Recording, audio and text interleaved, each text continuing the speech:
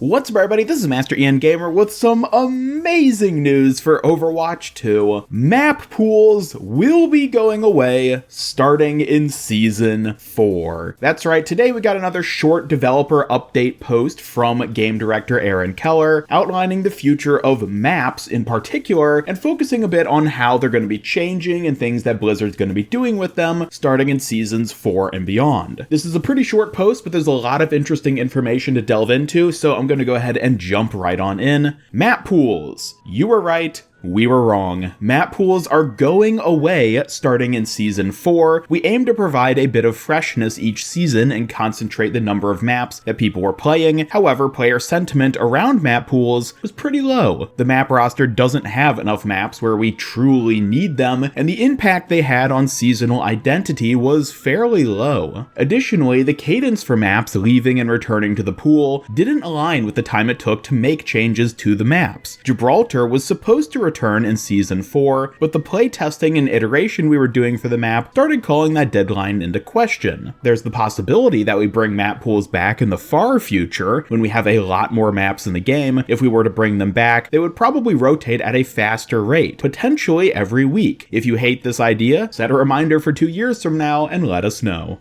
Map frequency. Some players seem to think that we set the frequency of maps in the pool higher for new maps in game modes. The example we hear a lot is that Colosseo comes up much more frequently than other maps. We don't have any special code that prefers one map over another, however, it's not entirely random. We have been looking into this based off of player reports, and there is a detail of the matchmaking system that does elevate push maps a bit. The matchmaker tries to avoid people playing on the same map as well as the same game mode over a short period of time. Since push has fewer maps than other game modes, this could cause those maps to come up more frequently than game modes with more maps. We're looking into a way to mitigate this, targeted for a future season. This is even more important considering that we have another new game mode with new maps scheduled for a seasonal release later this year. Now, I'm going to pause real quick and talk a bit about what I just covered. So first of all, yeah, map pools are going away because Blizzard finally recognizes that nobody likes them and they don't really accomplish anything. But we do get some interesting insight into a upcoming new game mode with multiple new maps coming with it. Now, Blizzard has talked a bit about there being another new game mode coming. This is something they mentioned well before Overwatch 2 even launched. So it's exciting to get confirmation that this new mode will in fact be releasing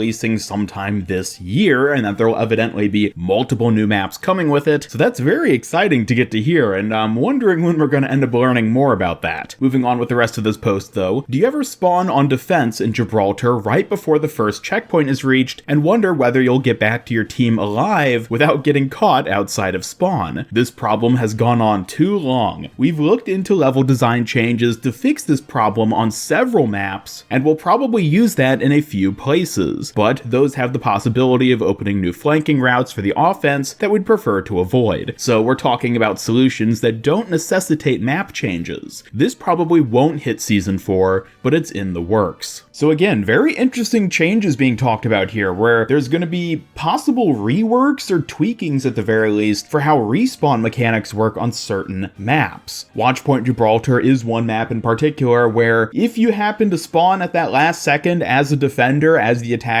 capture a certain objective, then yeah, you can often get stuck in a position where you're going to basically get shot as soon as you come out because the entire enemy team is right there. I do find it interesting that they seem to be trying to avoid reworking the maps specifically by changing up like the terrain or the paths or anything in order to prevent additional flanking routes. So I wonder if it's going to end up being like a teleport mechanic where it's like if you spawn in a spawn room and then the objective gets captured, you get an option to like teleport to the farther back spawn room so you don't just immediately get jumped. I don't know, that'll be an interesting change whatever they end up doing. I'm definitely eager to see how this ends up playing out. I will mention I'm curious how much that has played into which maps haven't been part of the map pool rotations thus far. Like Numbani specifically is a map that hasn't been in Overwatch 2 since the death of Overwatch 1. So I wonder if they're doing some sort of changes of that sort to Numbani specifically, and maybe that's why it hasn't been in rotation because they're just changing changing up how that works. Havana as well is another example of a map that we haven't seen since the launch of Overwatch 2. I'm really curious to see what sort of changes they end up implementing with these, because it does seem like they are actually working on something with these maps behind the scenes, and we just have to wait and see what that ends up being. There was one final portion of this post I wanted to read off real quick before I wrap up this video. One last non-map related item. We heard from players that event challenges focused too heavily on playing the event's game mode. We've changed our values here. We're shifting directions to include more challenges that let you play the way you prefer, while still introducing event game modes. Some of the event challenges will reflect these changes in Season 3. We'll continue to monitor this and change it in the future if it doesn't feel right. And that then concludes the post. It's fairly short, but has a lot of dense, interesting information in it, particularly when it comes to map pools going away in Season 4. Thank